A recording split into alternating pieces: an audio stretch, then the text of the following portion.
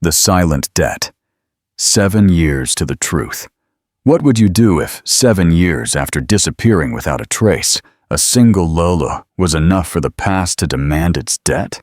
The rain was falling softly over Boston, making the streets shine like shattered mirrors, when Anna Denise pushed open the door of St. Jude's Hospital. If you stay with me until the end, you will discover why some truths can never be buried forever. So take a deep breath, because our story begins now. The echo of a daughter in the city. The autumn rain was diligently washing the streets of Boston, with the patience of one who understands the weight of silence. Puddles reflected the neon glare of corner pharmacies and the slow headlights of cars, as if the city itself were breathing at a rhythm that was not its own. Anna Denise pulled up at the collar of her jacket, trying to shield herself from the cold wind that cut her skin like fine needles. The small, warm hand of Lena Denise clung tightly to hers, and that childlike pressure was, paradoxically, the only point of stability in a world that seemed perpetually on the verge of collapse. St. Jude's Hospital stood ahead of them, solid and imposing, its illuminated windows cutting through the night like warning beacons. Anna stopped for a moment on the sidewalk, contemplating the building she knew all too well. Every brick, every hidden corridor housed ghosts she had fought fiercely to bury. The reflection of the blue and white sign in the pavement puddles seemed to mock her, as if the hospital were calling her back to the very past she swore she had left behind. "Mommy?" Lena's voice was soft, barely a whisper. "Are you scared?" Anna swallowed hard, before squatting to adjust the pink beanie on her daughter. The little girl's face was a portrait of innocence, with brown eyes too large for her fragile body, pale skin imbued with an energy that seemed to emanate more from spirit than from physical strength. "No, my love," she lied, forcing a smile that hurt to maintain. "I'm just cold. Let's go in." The hospital lobby smelled of antiseptic and stale coffee, an aroma Anna would never forget, a scent that clung to memory like a sad, forgotten song. The polished marble floor shone brightly, reflecting the hurried feet of doctors and nurses. With every step, Anna felt her heart fiercely beating against her ribs, as if it wanted to escape before she could. The echoing click of heels in the corridor was an unsettling reminder. She was returning to the very scenario she had fled 7 years ago. A nurse in a crisp blue uniform, with a braid, a clipboard in hand, and a practiced, weary smile. "Good evening. Patient name?" "Lena Denise." Anna's voice came out lower than she intended. "Appointment with Dr. Martin Denise." The name escaped her lips like a cutting razor. She tasted the metallic flavor of dread in her mouth. For years, she had avoided uttering those syllables, as if ignoring the name was enough to keep the past at bay. Now, each letter resonated within her, tearing open raw memories she had tried to bury under layers of routine and distance. "Ah, yes," the nurse said, typing something into the reception computer. "4th floor, consultation 7. You can wait in the corridor on the right, please." Yes. As they walked, the hospital seemed to close in around them. The sterile white walls and green signs pointing directions felt all too familiar, and every corner seemed to harbor invisible eyes. Anna took a deep breath, but the suffocating feeling didn't lessen. The distant hum of heart monitors mixed with the sharp sound of elevators, composing a symphony of tension only she seemed to hear. They sat on a worn leather bench in the corridor. Lena swung her feet in the air, humming an invented tune, oblivious to the oppressive weight on her mother's shoulders. Anna instead felt her hands becoming sticky with sweat. With every passing minute, the memory of a face she knew too well threatened to invade her mind. She tried to divert the thought, focusing on her daughter's soft breathing, the faint sound of footsteps down the corridor. But nothing worked. The click of the consultation room doorknob interrupted the torrent of her thoughts. The door opened, and he appeared. Martin Denise was exactly as she remembered, and yet completely different. The impeccable white lab coat, the dark hair carefully combed back, the confident posture of someone accustomed to holding lives in his hands. The years had only added gravity to his face, subtle lines of fatigue that didn't diminish his imposing presence. Anna felt her inner world tremble. A muscle in her jaw twitched involuntarily. He beckoned them, inviting them in. When their eyes met for a single, fleeting second, Anna quickly looked away, as if that one glance could pierce all the formidable walls she had painstakingly built over 7 years. But deep down, she knew 1 second was too dangerous. Lena went in first, and Martin knelt to the girl's height. A discreet smile softened his professional features. "Are you Lena?" he asked, with a sweetness that seemed automatic, but carried something unexpectedly warm. "Yes," the little girl smiled shyly. "My heart makes a funny noise sometimes." Martin let out a soft laugh, and that sound, for Anna, was a nostalgic punch to the chest. He examined the girl with professional attention, but at some point, something shifted. A strange gleam crossed his eyes when Lena instinctively grasped his finger, with the absolute trust of a child. It was brief, almost imperceptible, but Anna saw it. The kind of gesture that isn't explained in medical tests or diagnostic reports. The consultation room smelled of paper and antiseptic. The walls were adorned with diplomas and photographs of medical teams. As Martin asked questions about symptoms and medical history, Anna answered mechanically, trying to keep her voice steady. But each sentence seemed to tear at her throat. "Any recent fever?" he asked. Timmy looking up from his notes. "Twice this month." She hesitated. "Thing too high." The silence that followed wasn't simply clinical. It was the heavy presence of something neither of them dared to name. Lena, oblivious to everything, played with the doctor's stethoscope, laughing at the muffled sound of her own heart. Her laugh echoed in the consultation room like a spark of life, briefly illuminating the charged atmosphere. When the consultation ended, Martin gently squeezed Lena's hand. "You are brave," he told her. "Very brave." The little girl's smile was immediate, radiant, and something about it pierced the surgeon's carefully constructed armor. He couldn't explain what he felt. An uncomfortable familiarity. A warmth that shouldn't exist. As mother and daughter left the consultation room, Martin remained motionless, looking at the closed door. And the echo of that innocent smile insisted on remaining in his mind. Tattoo. The trauma and the flight. What profound secret do you think Martin Denise is hiding from his past that is now resurfacing? Share your theories in the comments, give a like, and subscribe to our channel. This is just getting started. Lena's captivating smile vanished with the consultation door closing behind them. But inside Martin, something remained alight, unsettling. He stood still for a few seconds, his hands resting on the edge of the examination table, as if he needed to feel something solid so as not to get lost in the whirlwind of memories that threatened to surface. It was absurd.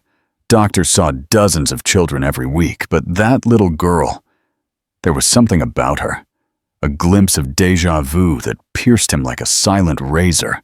In the corridor, Anna felt her legs trembling as she clung to her daughter's hand.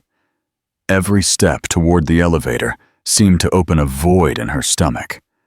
The present world, the smell of antiseptic, the nurses' voices, the cold lights, dissolved, and the past emerged like an unexpected blow. 7 years ago, the city was beating with a rhythm Anna loved and feared at the same time. Narrow streets, lined with old facades and cafes that exuded an aroma of fresh bread and nostalgia. In those days, she believed that a heart could find its entire universe in a whispered promise. Martin was that promise, young, ambitious, with the future shining in his eyes, and a touch that seemed to write certainties on her skin. They lived on stolen moments, silent laughter between worn wooden tables, vows of love made with intertwined fingers in hidden alleys. A private universe where nothing seemed capable of hurting them. Anna vividly recalled a Sunday afternoon waiting for him at the small cafe. The sun filtered through the old windows, reflecting on the tiled floor. She stirred her coffee without drinking it, smiling to herself as she remembered the night before. Martin had told her that the world seemed smaller when he was with her, that no one would ever make her cry. The painful jolt of memory arrived, because only a few days later, her world fell apart. It was one afternoon when the hospital where Martin was doing his residency became the scene of her first great wound. She was looking for him, eager to tell him what the pharmacy test had confirmed that very morning. 2 clear red lines that pulsed with hope and fear, her heart trembling between overwhelming joy and crushing apprehension. As she passed the corridor of the administrative area, she heard male voices coming from a slightly open room. She recognized Martin's distinct timbre instantly, and her steps faltered. She smiled to herself, ready to surprise him with the news that would change everything. But then she heard it. "I'm just not ready for anything serious right now. And that girl," his friend's voice laughed softly. "She seems pretty smitten. She's quite certain." Martin's voice echoed with the memory. "But it doesn't make sense for me to complicate my life right now. I have other priorities." Every word was a sharp cut. Anna felt the ground disappear beneath her feet, the air escaping her lungs. The corridor swam. She stood motionless, her hand still clutching the bag where the positive test was hidden. Everything she had believed collapsed in seconds. The scene imprinted itself on her mind like a painful photograph. Martin laughing softly, his eyes full of youthful ambition, completely oblivious to the world she now carried in her womb. She ran, crying down the street, mixing her tears with the rain that had begun to fall. That night she experienced a different kind of silence, the silence of abandonment. The following days were a blur of nausea and rushed decisions. Martin's mother had already made it clear to her once, with that sharp, decisive look during an unexpected visit to Anna's apartment, that girls from the wrong side of the tracks had no future with her son. The contempt in her voice was an old scar, and now it burned more than ever. When the first ultrasound revealed 2 heartbeats, 2 small hearts fiercely fighting to hold on to life, the fear became absolute. It was no longer just about her. It was about protecting them, about not allowing a powerful family, who would never truly accept them, to take them from her arms. In the silence of the night, she packed her bags. She took the train to the coast, leaving behind the aroma of coffee, the alleys full of whispered promises, and the man who had promised her worlds. In that cold train car, between sobs and dizziness, she decided to bury the Anna he knew. She adopted her maternal grandmother's maiden name. She found temporary jobs, far from any record that could trace her. Every night she felt the precious weight of the 2 hearts growing inside her. Every morning she repeated to herself that everything would be fine, that she wouldn't look back. When labor pains began, the world was a blur of lights and muffled screams. Lena arrived first, crying weakly, but alive. The second heart, however, stopped before it could truly start. The absence weighed like lead. Anna held her daughter in her arms, promising her in silence that no one would ever take her. The past, however, does not die easily. 7 years later, the innocent smile of a little girl in a room that was too bright was piercing the formidable walls she had spent a lifetime building. Can a traumatic past truly be left behind, or does it always find a way to resurface? Comment your ideas below. The heart's verdict. The memory of the escape always came in fragments, like scattered pieces of glass on a dark path. Anna remembered the rhythmic sound of the rain beating on the windshield, the wipers fighting in vain against the downpour, and the cold that soaked her to the bone. The rental car smelled of damp fabric, and her hands trembled on the steering wheel, not just because of the fear, but because of the contractions that came in waves, tearing at her body prematurely. She remembered talking to herself, out loud, as if to deceive the overwhelming loneliness. "Hold on, my loves. Just a little longer. We're going to make it." Headlights appeared suddenly, a pair of blinding eyes coming the wrong way, as if fate had finally decided to end everything right there. Anna had no time to think. The impact was a deafening explosion, a silent flash that threw her against the seatbelt and shook her entire body with the violent force of crushed metal. Then, the silence came, a silence that seemed to swallow the whole world.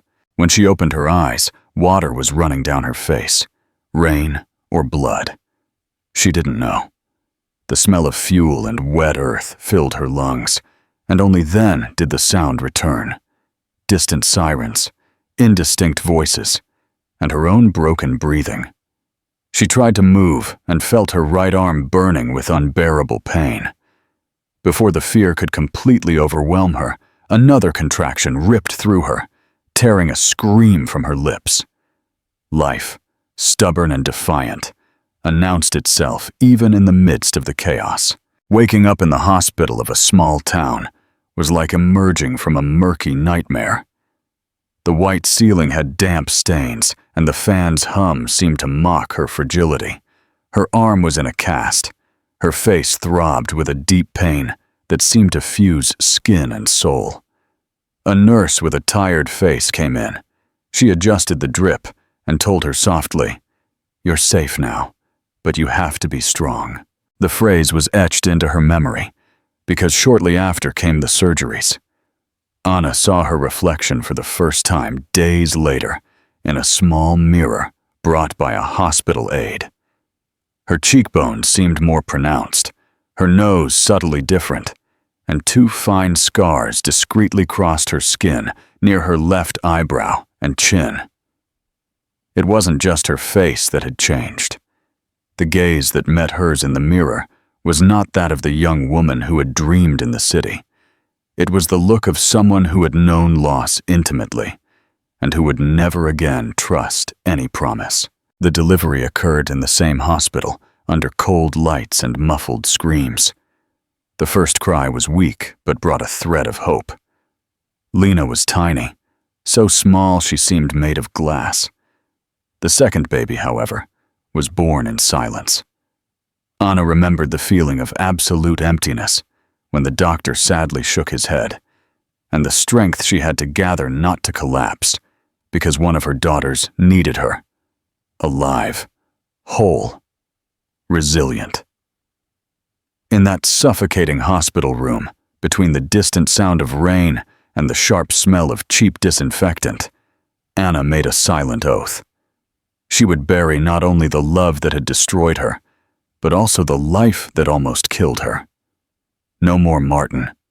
No more the naive girl who believed in whispered promises. The accident had been a definitive end, and, at the same time, a forced restart. The following months were an emotional exile. Alone with Lena, she learned the heavy weight of constant fear. The little girl had a delicate heart. Every fever felt like a death sentence. Every medical appointment, a battle against the panic of losing what remained of her soul. Anna changed cities every time she felt overly curious glances. She created a quiet routine where every step was calculated not to draw attention, and every smile was measured, as if the world could perceive her secret. With time, the physical pain lessened, but the trauma remained etched in every fiber of her being. Driving at night, smelling fuel, or hearing heavy rain were triggers that made her relive the accident. Even so, she never gave in to weakness. The rebirth that the accident imposed on her transformed her into a woman of stone, outside and glass inside. She promised herself that no one from that old life would ever find her, that Lena would grow up far from any shadow of the past. But destiny, cruel and patient, waited 7 years to collect its debt. It only took the innocent smile of a little girl in a consultation room that was too bright for all the meticulously built walls to start cracking. Can a traumatic past be completely left behind, or does it always find a way to resurface? Comment your ideas below. 4. The inevitable collision. The wind that night sounded like ancient whispers, and every step Martin took on the wet pavement echoed like a sentence. Since the unsettling reunion with his former residency colleagues, a deep fissure had opened within him.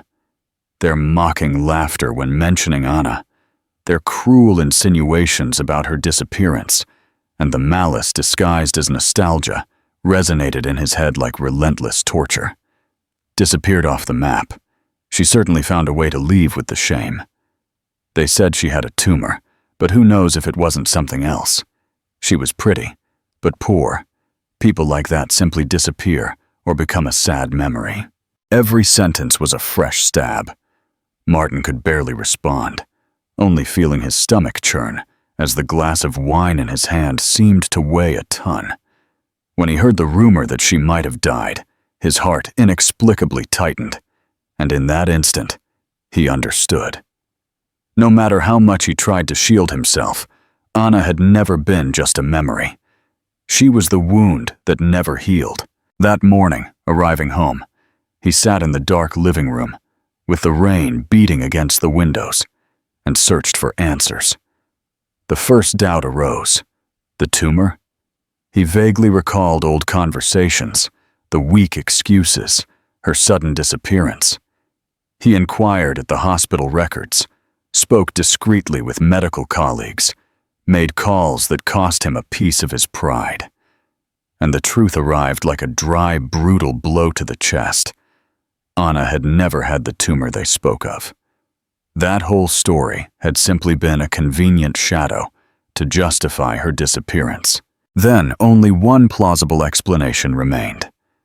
The following night, unable to control the overwhelming impulse, he drove to the modest neighborhood where she now lived. He parked his car at a distance, on an almost deserted street, and simply watched.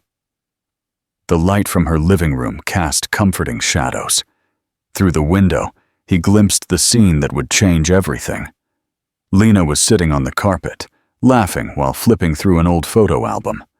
Martin's heart beat wildly, erratically. Even from that distance, the little dimple that formed on the little girl's face when she smiled seemed agonizingly familiar.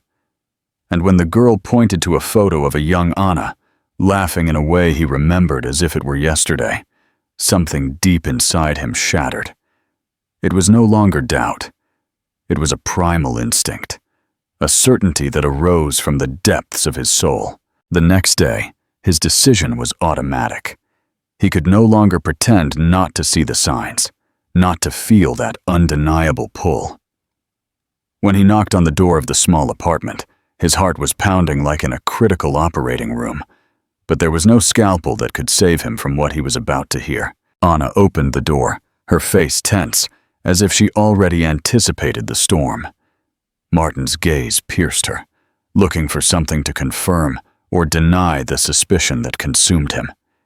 He took a deep breath, feeling the words burn in his throat. Anna. Who is Lena's father? The silence that followed was suffocating.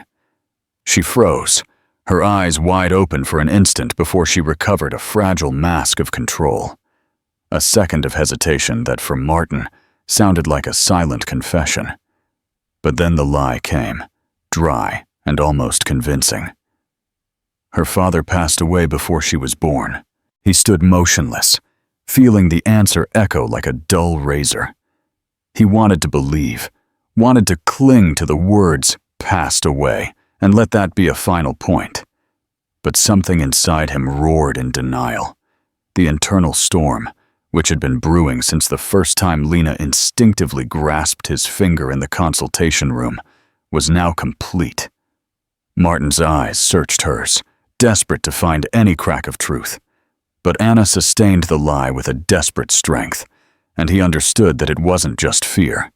It was protection, an invisible shield she had raised against the past, against him, against anything that could threaten the small fortress she had meticulously built for her and her daughter. "I understand," he said, his voice hoarse, almost unrecognizable. But he didn't understand. He didn't accept it. His distrust burned, turning into a silent obsession. When he left the apartment, the sky was starting to darken again, announcing another storm. The cold wind cut his skin, but what truly chilled him was the mixture of anger and deep pain. Anger at having been excluded from a story that was perhaps his. Pain at feeling that something precious had slipped through his fingers without him being able to prevent it. In the following days, Martin alternated between professional silence and the restlessness that consumed him inside. Every time he saw Lena at the clinic, the paternal instinct screamed louder.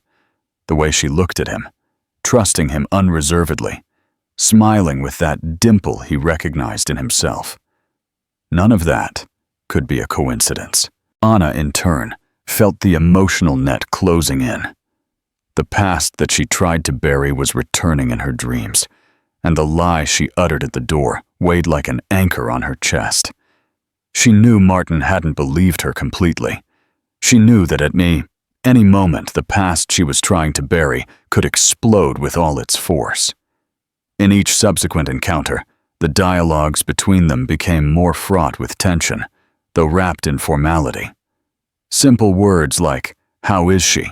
or "The analyses are ready," arrived impregnated with everything that couldn't be said. It was like walking on glass, each step more dangerous than the last. Inside, Martin felt he was about to discover everything. And Anna, desperate, knew she didn't have much time left before all the walls she had built, with so much sacrifice, would crumble. And so, the seed of almost discovery was planted, silent but relentless. The storm was no longer in the sky. It lived inside them, ready to destroy everything that was a lie. What lesson do you think Anna will learn now that the truth is so close to being revealed? Will she continue to hide or finally confess? Share your ideas in the comments. Don't miss a beat of this incredible story. Give a like, subscribe to our channel, and turn on notifications. V. The anchor of hope. The storm, now internal, found its devastating expression in Lena's fragile body. One suffocating afternoon, as Anna was washing the small dinner dishes, a dull thump echoed from the living room. The plate slipped from her fingers as she saw her daughter collapsed on the rug, her face pale, her lips tinged with an almost imperceptible blue. Anna's heart exploded in silent desperation as she ran toward the girl, feeling the crushing weight of all the years of silence pressing on her chest. "Lena!"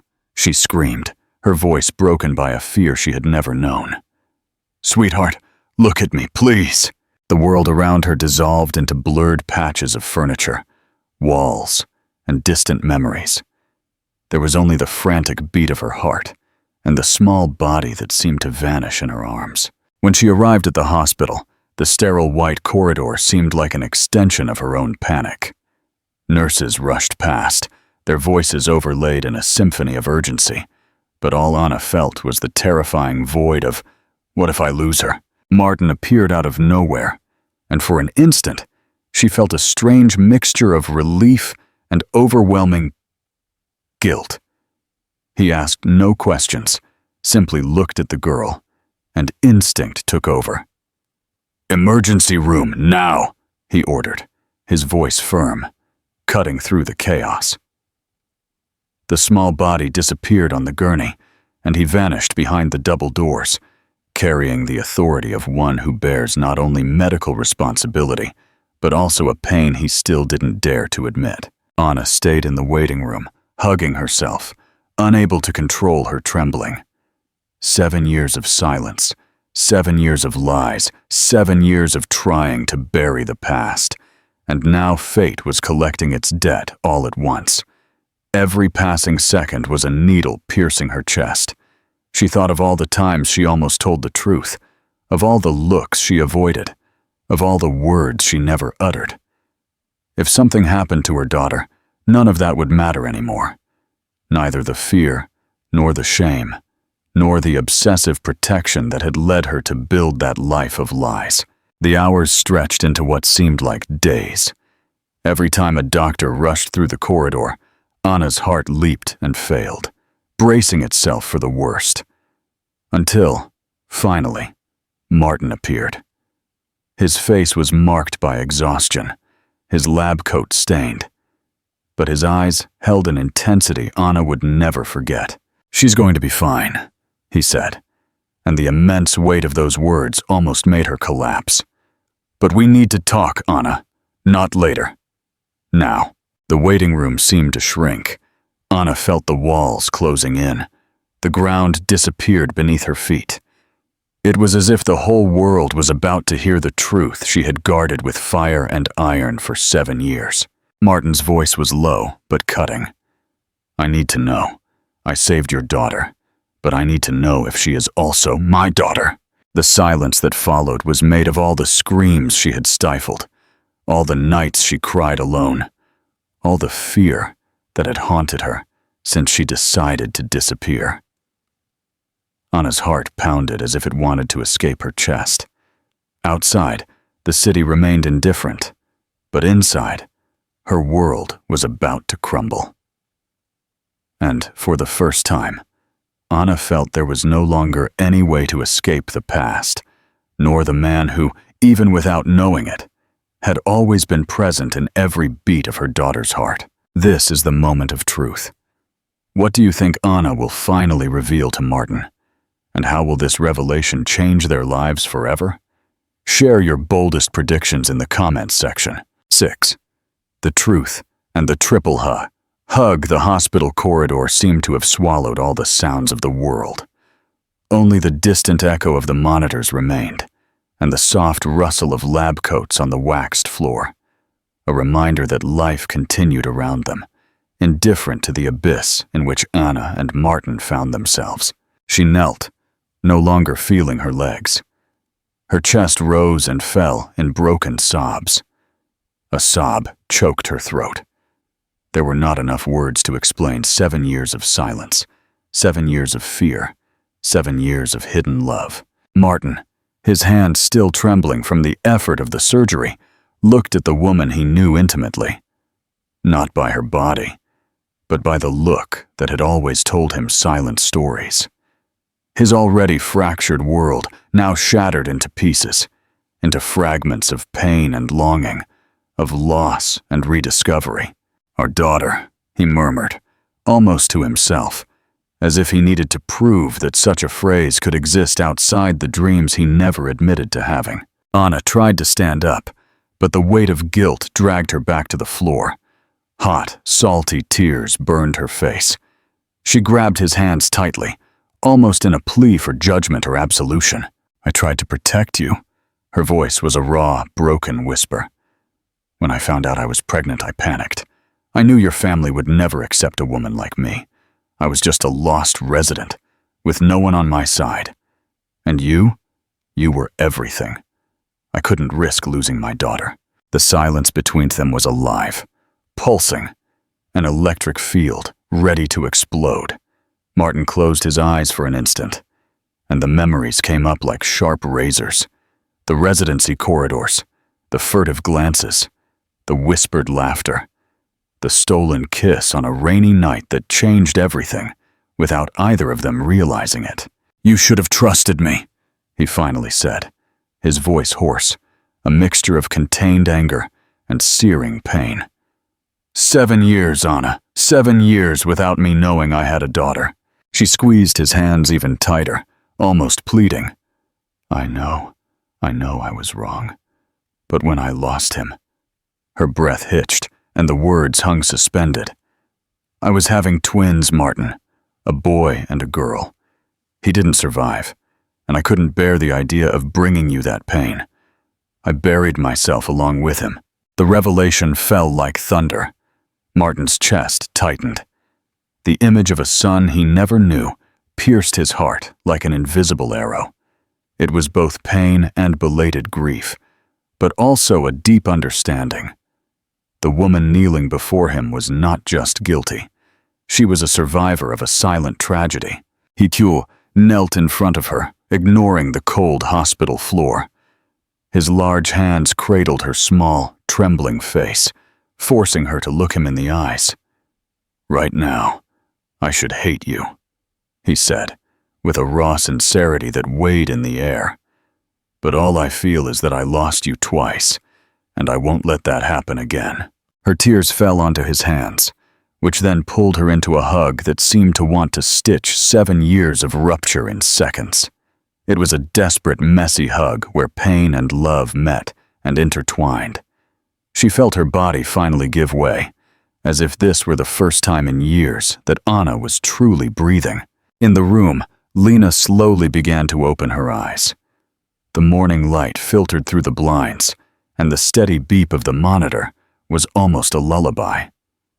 The little girl blinked, confused, but upon seeing the familiar faces nearby, her mother's and the doctor's, who now had a different light in his eyes, a sleepy smile spread across her lips. "Mommy," she called, her voice weak but full of hope. Anna ran to her, kissing her forehead, her hair, her small hands. Martin followed, and for the first time, he touched his daughter with the complete, undeniable knowledge that she was his. The contact was hesitant, almost reverent, but loaded with a silent promise. He would never leave her in danger alone again.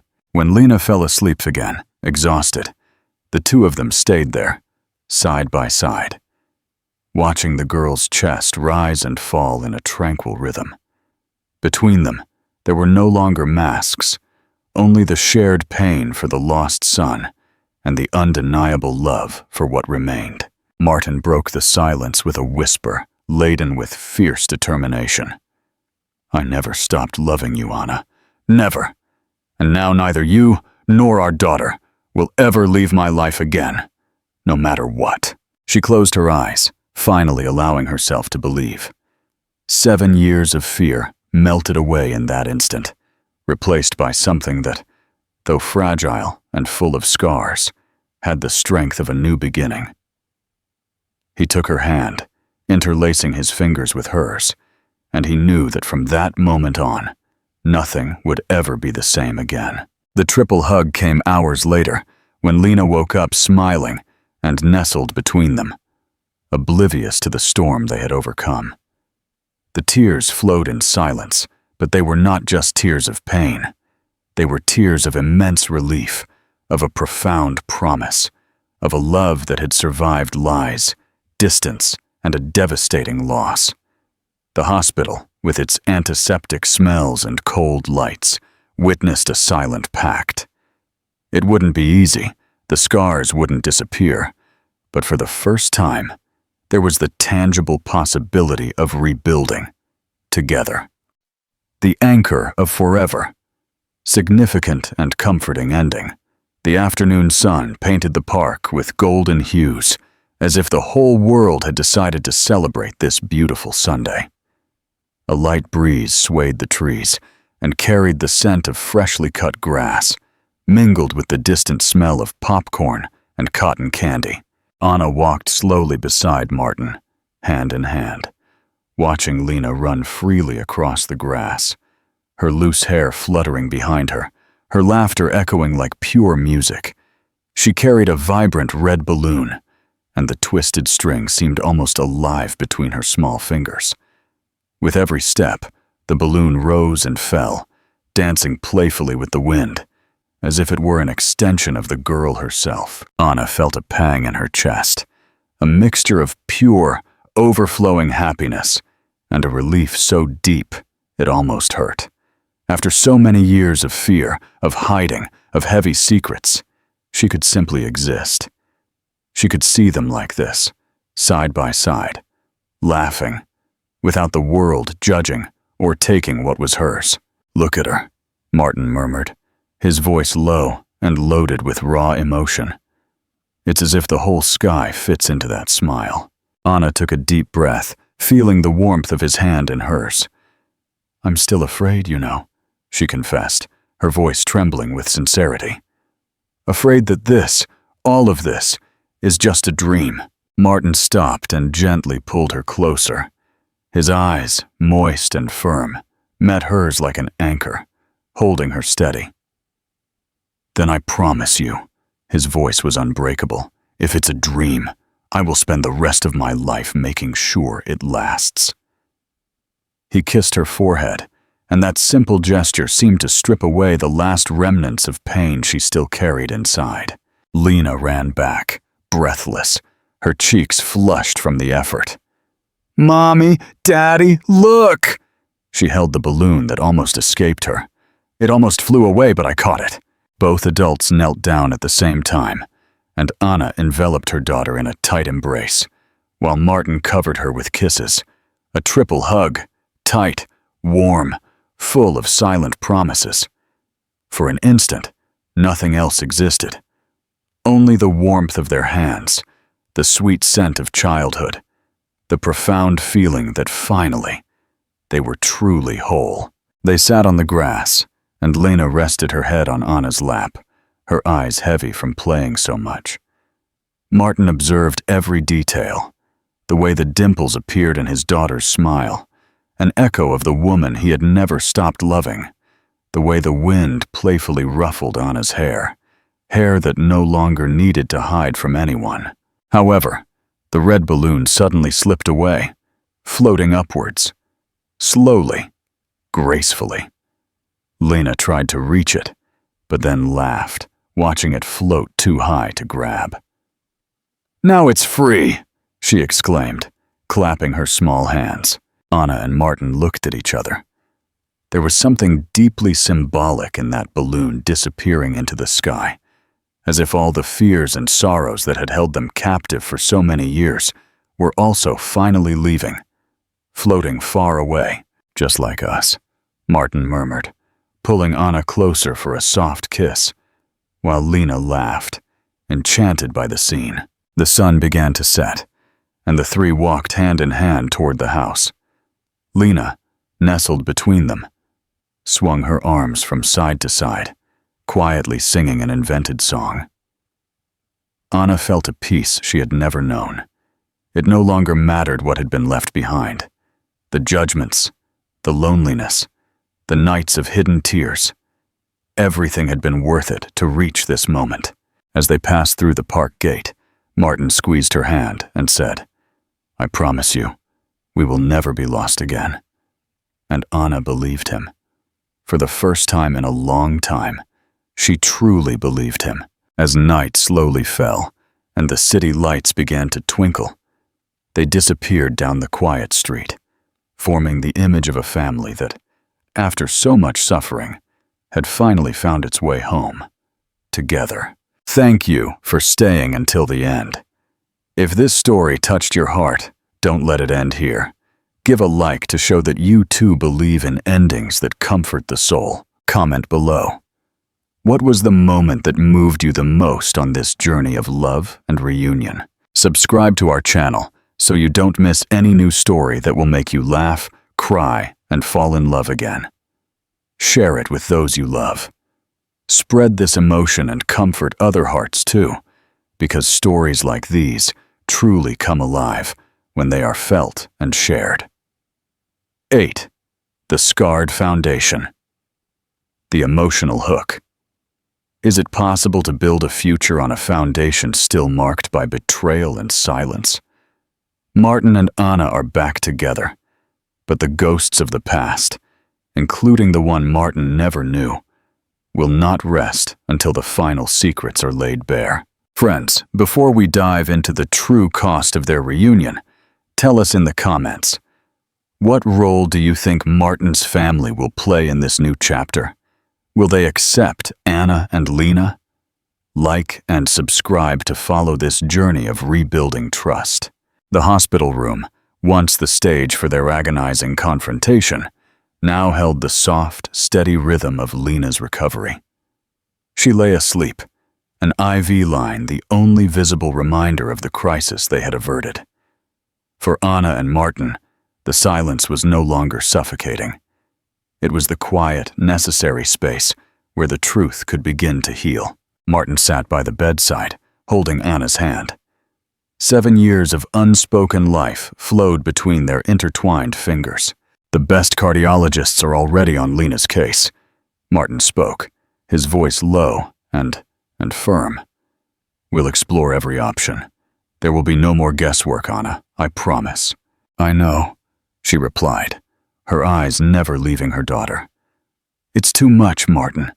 All this, the cost, the time, your career. I can't ask you to sacrifice your world for us, especially when I was the one who hid the truth. The real cost of love. Martin turned to face her, his surgeon's focus now entirely on her. Stop. We're past ask and sacrifice. Lena is my daughter. You are the only woman I ever loved, even when I told myself you were just a painful memory. This is not a favor. This is a duty. My career is meaningless if I lose you both again. He leaned closer. My father's family runs the Dainese Medical Group. They own half the private clinics in Boston. They have the resources, but they are also the very reason you ran away, aren't they? Anna nodded, tears welling up. Your mother made it clear I was a risk to your professional trajectory. They will try to take Lena. They will demand custody. They will say I'm an unfit mother who endangered her health. They won't get the chance, Martin asserted, but his jaw was tight. He knew his family's ruthlessness. We have to be 2 steps ahead. For now, the bills go through my private foundation. I'm taking a leave of absence to manage this and to be here. The weight of the lost twin, the son Martin never knew, hung heavily between them. Martin reached out and touched her cheek gently. And the other part of the truth, Anna, the son we lost. We need to mourn him properly. Together. I need to know his name. He didn't have one, Anna whispered, the memory raw. I hadn't chosen one yet. I only held him for a moment. We will name him, Martin promised, and we will remember him. He is the silent foundation of our future. The bridges of trust. In the days that followed, while Lena remained under observation, Anna and Martin began the painful process of rebuilding trust. The truth exchange. Martin confessed his own failings, his youthful ambition, his arrogance, his cowardice in letting his family's expectations dictate his personal life. Anna, in turn, laid bare the full trauma of the accident, the loss of their son, and the fear that she would lose her surviving daughter in the crash's aftermath. The family ultimatum. Martin made his first move. He called his parents. The conversation was brief and explosive. He told them about Lena, about his leave of absence, and his intention to marry Anna. My life is no longer for sale, he stated. The response was immediate and icy. They cut him off from all business access and froze his non-liquid assets. It was a clear declaration of war. The financial transparency. Stripped of his family's wealth, Martin showed Anna his personal accounts. Everything is on the table, Anna. You manage it. We'll start fresh. I need you to know I can be trusted with more than just a scalpel. For Anna, seeing the vulnerable, transparent side of the fiercely successful surgeon was a profound step. A week later, Lena was ready to be discharged. Martin had discreetly moved Anna and Lena's few belongings into a small, rented townhouse in a neutral part of the city, far from the familiar streets of his old life. As Anna packed the last of Lena's toys, she felt a profound, yet terrifying, sense of hope. The walls she had built were down, and she was stepping into an uncertain future. She was no longer running from the past, but walking toward it, hand in hand, with the man who had caused her greatest pain. and who now offered her her greatest chance at happiness. What choice will Martin have to make when his family's full legal force comes down on them? And can Anna truly trust a man who once chose ambition over love? Yikes. The new beginning under siege. Trust is built one brick at a time, but Martin's family is coming with a wrecking ball. The Denise family demands a DNA test and threatens to expose Anna's past as a means to seize custody of Lena. Martin must now choose: protect his legacy or protect his new family from the very name he carries. Comment below. How should Martin fight his powerful family without using their dirty tactics? Share your strategic advice. The small, rented townhouse in a quiet Boston suburb was meant to be their sanctuary. Instead, it felt like a fortified bunker under siege. 2 days after Lena's discharge, the first legal documents arrived, delivered not by mail, but by a slick, expensive-looking attorney from the Denise Medical Group's legal team. The petition was brutal and direct, a demand for immediate legal guardianship of Lena Denise, citing Anna's 7-year disappearance, lack of stable medical insurance, and potential psychological instability. Martin, whose mind was accustomed to diagnosing complex medical conditions, felt a cold fury he hadn't experienced since his initial confrontation with Anna. "They're calling you unfit," he stated, crushing the legal papers in his hand. "They want a DNA test to confirm paternity, and then they want to use their power to take her." Anna, pale but resolute, was rocking Lena gently on the sofa. "I knew they wouldn't stop. They see me as an obstacle to their bloodline and a threat to your control." She looked up, her gaze steady. "We must allow the DNA test, Martin. We have nothing to hide from the truth, but we cannot let them tear us apart with lies about my past." The ghost of the accident, Martin, true to his word, hired an attorney specialized in high-stakes family law, a fierce, no-nonsense woman named Mrs. Stone. "The DNA is a formality we embrace," Mrs. Stone advised, reviewing the Denise filing. "The real danger is the instability claim. They know about the accident, Dr. Denise. They know she changed her name and went off-grid. They will argue she suffers from PTSD and cannot provide a secure environment for a child with a serious cardiac history." The mention of the accident, the very thing that fractured Anna's life and identity, hit Martin hard. He realized his family was now weaponizing Anna's trauma against her. "We need to counter their narrative," Martin insisted. "We show the court that my decision to leave the Denise group and support Anna proves her stability is now my priority." "It's a start," Mrs. Stone conceded. "But your father's team will argue you're emotionally compromised and financially reckless, given you just walked away from generational wealth." A silent vow. That evening, after Lena was tucked into bed, Anna found Martin on the porch, staring out at the darkness. He held a simple black pen in his hand, the same one he had used to sign the divorce papers years ago, now resurrected for a completely different purpose. "The test is tomorrow," Martin said, his voice raw. "When the results come back, they will use them to crush you." Anna walked to him and gently placed her hand over his. "The results confirm your love, Martin. They don't negate my sacrifice.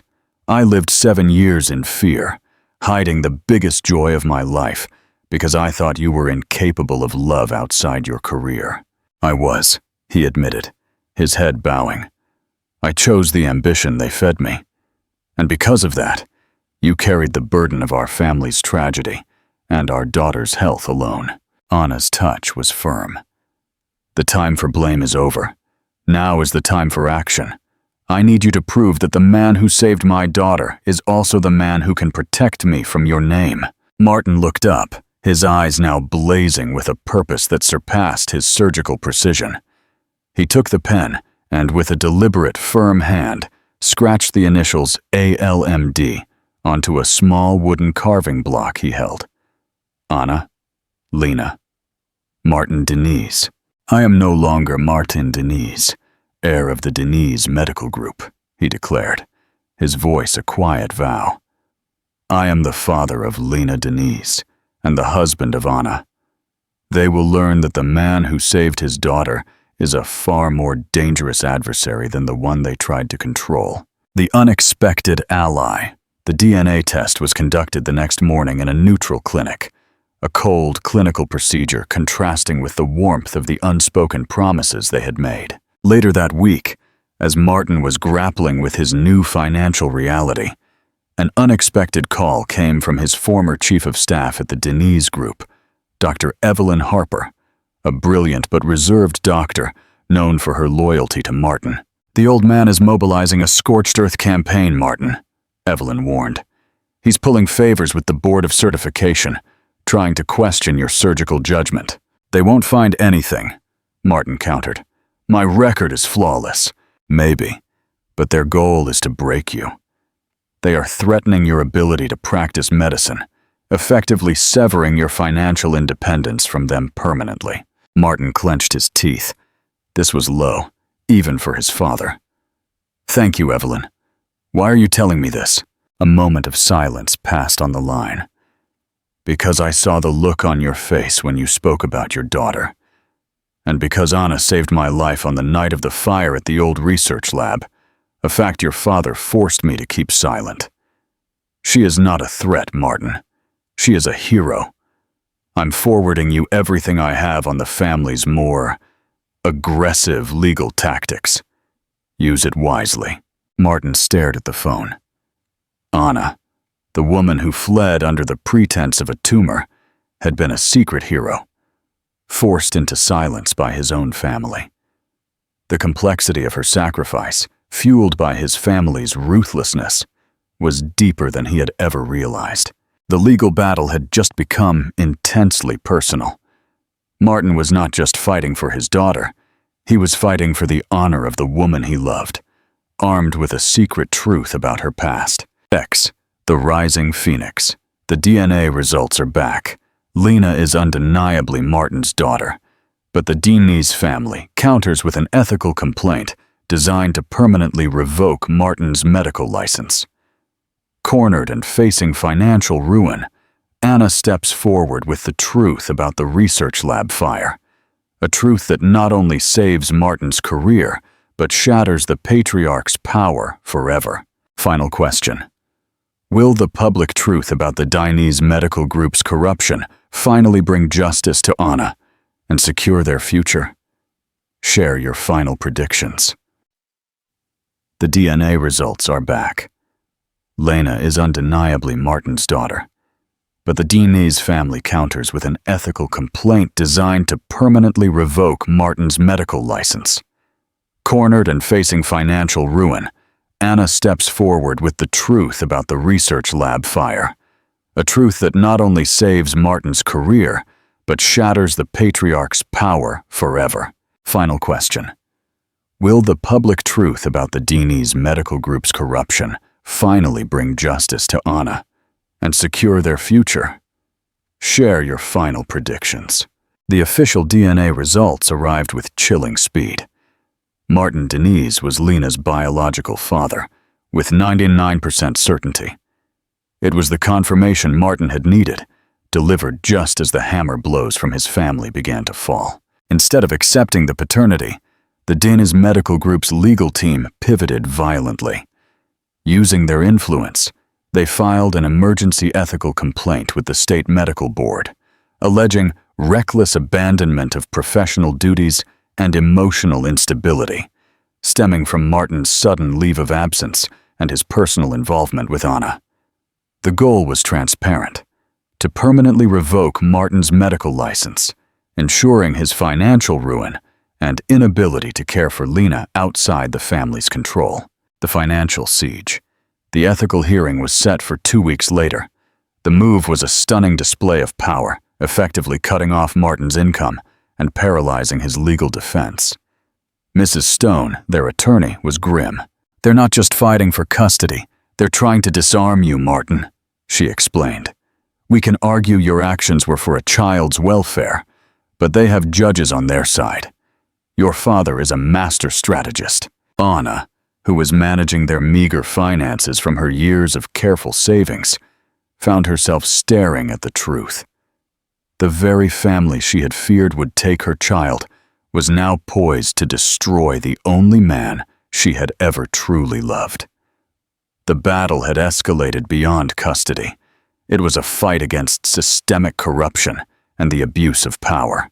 "They want me to look unstable, and they want you to look like a reckless doctor," Anna stated, her voice tight with cold resolve. "They are lying to the court." "We can't prove their conspiracy in an ethical hearing," Martin countered, pacing the small living room. "We need something undeniable, something that hits at the core of their ethics, not just mine." The silent hero speaks. That night, an internal voice compelled Anna to call Dr. Evelyn Harper, Martin's former chief of staff.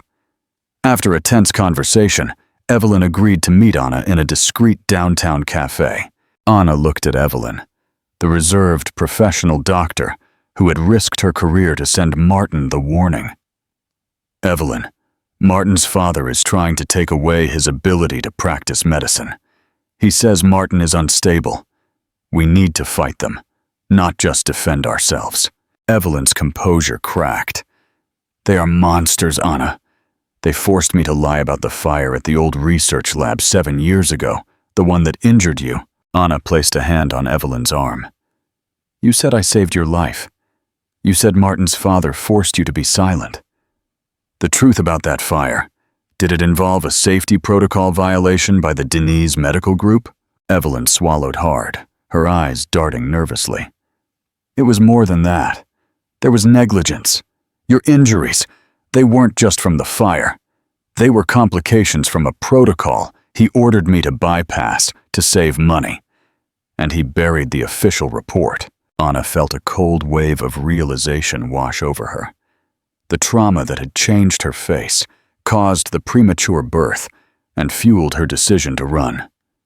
It wasn't just an accident.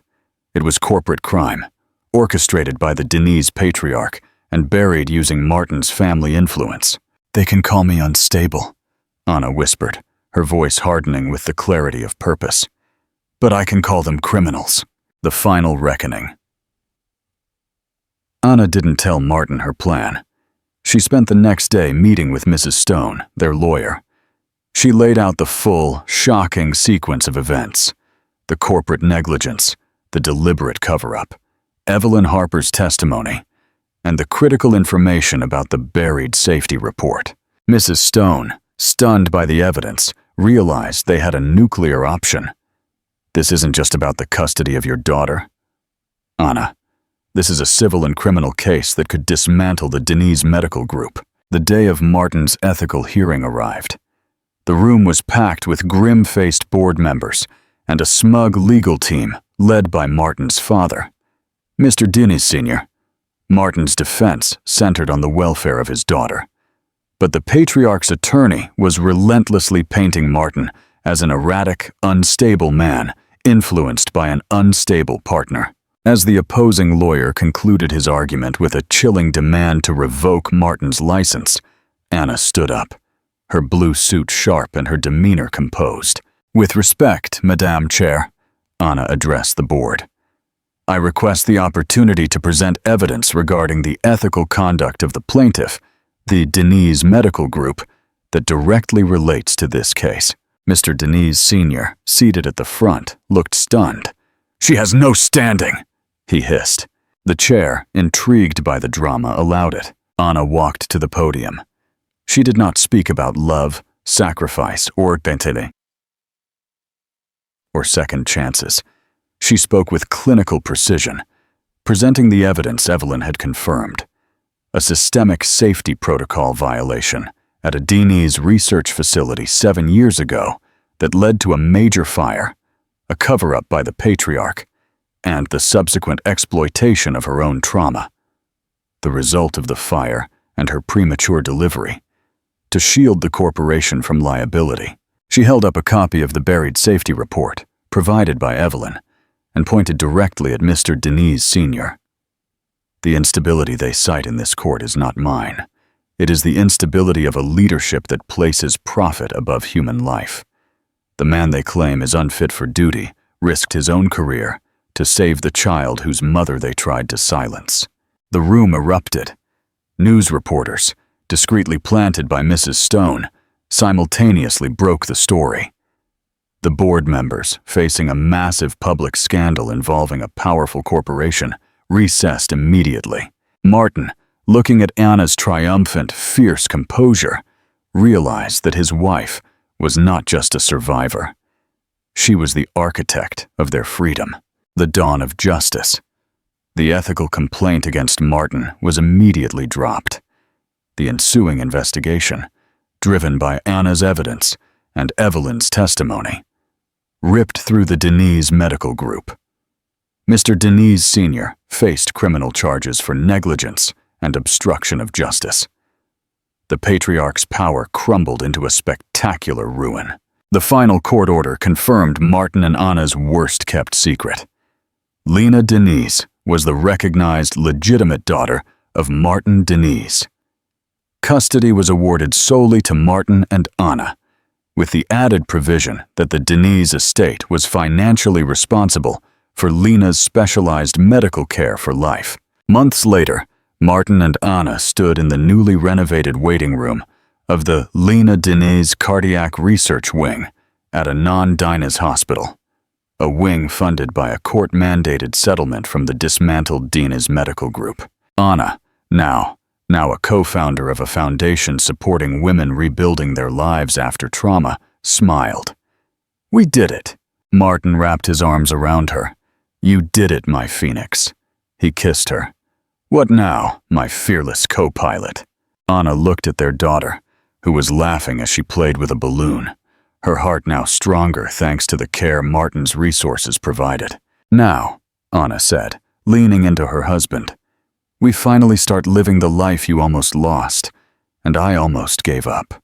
The biggest debt of all, the debt to the truth, was finally paid, and their second chance began under the clear, bright sky of a new Boston day. Grande finale. The Denise empire fell, justice was served, and love triumphed over silence. What do you think was the most satisfying part of Anna's final move? Was it the bravery of her confession, or the strategic dismantling of the patriarch's power? Comment below. If you loved this epic story of resilience and love, give it a like, and subscribe for more compelling dramas.